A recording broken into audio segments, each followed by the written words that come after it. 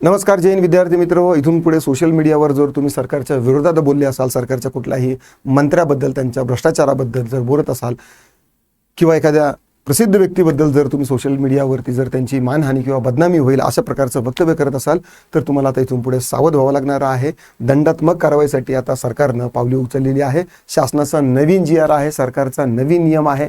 नेमका हा नवीन नियम काय सांगतो काय नाही, कोणत्या कोणत्या परिस्थितीमध्ये तुमच्यावर दंडात्मक कारवाई होऊ शकते, सगळं काय आपण पाहूया. तत्पूर्वी आपली ही तलाठी भरतीची MPSCच्या धर्तीवरची बॅच सुरू केलेली आहे. VIP स्टुडंट्स बॅच आणि नॉर्मल स्टुडंट्स बॅच. तुम्हाला जर असं वाटत असेल की आपल्यासोबत कोणीतरी हँड होल्ड करून आपल्याला अभ्यास करायला आणि गाईड करायला जर कोणी असेल तर मी चांगला परफॉर्म करू शकतो, तर अनडाऊटेडली तुमच्यासाठी ही जी बॅच आहे तर ही बेस्ट आहे. आणि जर तुम्हाला असं वाटत असेल की येस आपल्याला या अगोदर अटेम्प्ट दिलेला आहे तर तुम्ही नॉर्मल बॅच देखील करू शकता. पण जर आपल्या अगोदरच्या चुका झाल्या तर त्या आता नको व्हायला म्हणून तुम्ही ही बॅच देखील कन्सिडर करू शकता.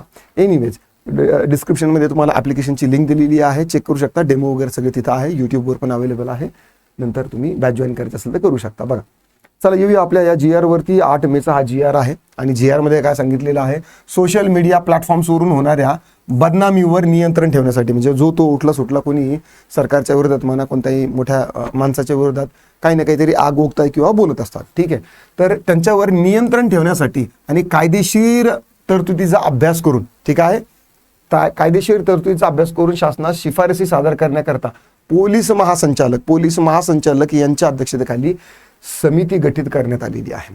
लेट्स से की उद्या जर एखाद्या मंत्र्याने जर समजा काही घोटाळा केला पण त्यांचा आरोप सिद्ध न झाला, ठीक आहे, सिद्ध न होता त्यांना जर पुराव्या अंती जर त्यांना निर्दोष सुटका जर झाली आणि त्यांच्यावरती जर कोणी अगोदर जर काही मानहानी किंवा बदनामी केली तर त्यांच्यावरती ती कारवाई होऊ शकते, म्हणजे पुराव्या विना, ठीक आहे ना. आता यामध्ये सविस्तर माहिती दिलेली आहे, आपण ती पाहूया.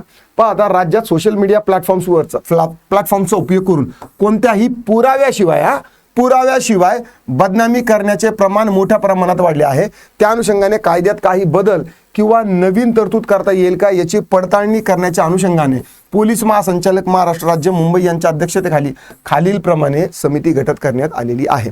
म्हणजे विना पुराव्याशिवाय, ठीक आहे, म्हणजे उगाचच आलं काही आणि लगेच बोलले त्या परिस्थितीमध्ये तुमच्यावरती कारवाई होऊ शकते.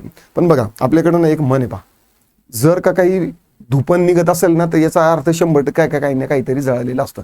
म्हणजे इथून पुढं तुमच्यावरती बदनामी करायच्या अगोदर तुमचा हेतू काय आहे हे जर कोणाच्या लक्षात आला असेल आणि तो हेतू जर इतरांच्या समोर सर्वसमक्ष जर आणण्याचा जर कोणी प्रयत्न करत असेल तर तो तुमच्यावर बदनामीचं षडयंत्र टाकू शकतो, किंवा यांनी माझी अमुक यांनी बदनामी केलेली आहे आणि त्याचा काही पुरावा पण नाही.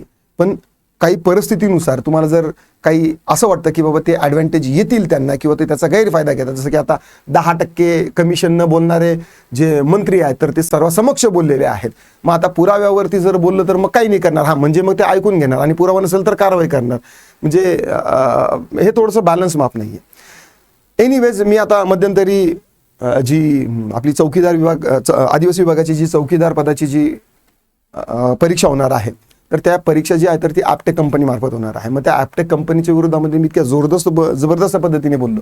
बाकीच्याही शिक्षक आहेत तर ते देखील याच्यावरती व्हिडिओ घेणार होते, पण त्यांना असं वाटलं की बाबा यार, कंपनीच्या विरोधात बोलणं म्हणजे अयोग्य आहे.